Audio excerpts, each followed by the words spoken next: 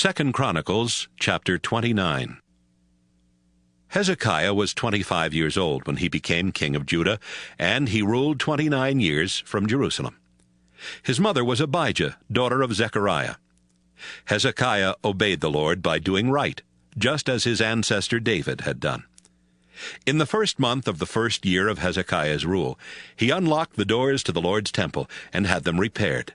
Then he called the priests and Levites to the east courtyard of the temple and said, "It's time to purify the temple of the Lord God of our ancestors. You Levites must first go through the ceremony to make yourselves clean, then go into the temple and bring out everything that is unclean and unacceptable to the Lord. Some of our ancestors were unfaithful and disobeyed the Lord our God. Not only did they turn their backs on the Lord, but they also completely ignored His temple. They locked the doors, then let the lamps go out and stopped burning incense and offering sacrifices to Him. The Lord became terribly angry at the people of Judah and Jerusalem, and everyone was shocked and horrified at what He did to punish them.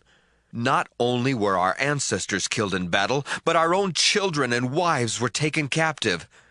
So I have decided to renew our agreement with the Lord God of Israel.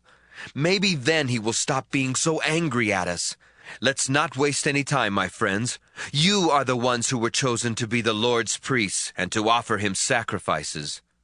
When Hezekiah finished talking, the following Levite leaders went to work: Mahath, son of Amasai, and Joel, son of Azariah, from the Kohath clan; Kish, son of Abdi, and Azariah, son of Jehalelel, from the Merari clan; Joah, son of Zimmah, and Eden, son of Joah, from the Gershon clan; Shimri and Jeuel from the Elizaphan clan; Zechariah and Mattaniah from the Asaph clan; Jehuel and Shimei from the Heman clan; Shemaiah and Uzziel from the Jeduthun clan.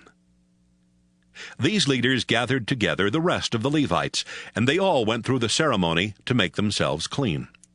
Then they began to purify the temple according to the law of the Lord, just as Hezekiah had commanded.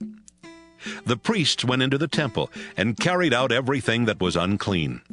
They put these things in the courtyard, and from there the Levites carried them outside the city to Kidron Valley.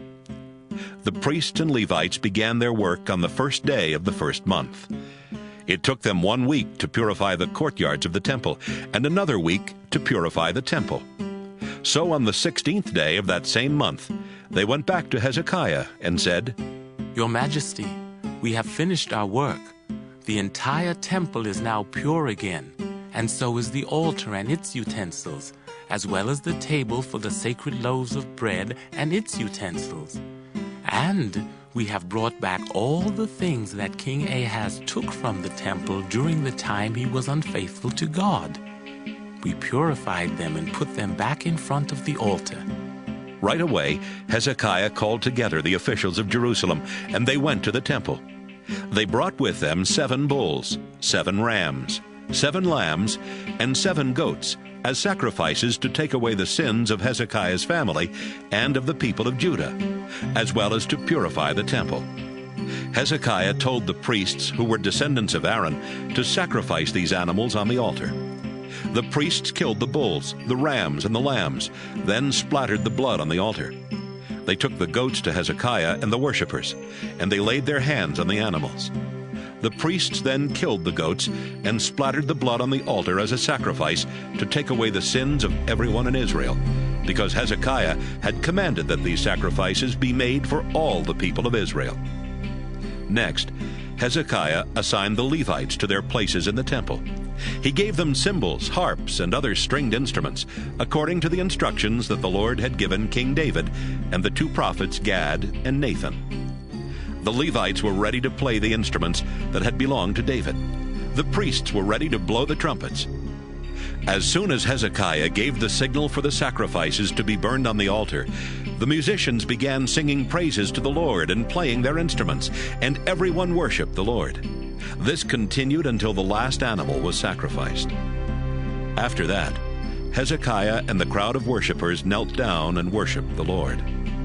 Then Hezekiah and his officials ordered the Levites to sing the songs of praise that David and Asaph the prophet had written.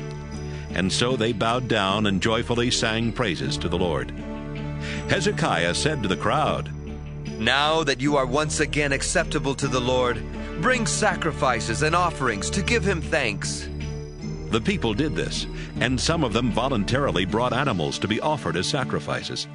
70 bulls, 100 rams, and 200 lambs were brought as sacrifices to please the Lord.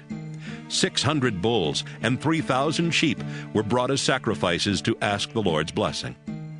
There were not enough priests to skin all these animals, because many of the priests had not taken the time to go through the ceremony to make themselves clean. However, since all the Levites had made themselves clean, they helped the priests until the last animal was skinned. Besides all the sacrifices that were burned on the altar, the fat from the other animal sacrifices was burned, and the offerings of wine were poured over the altar.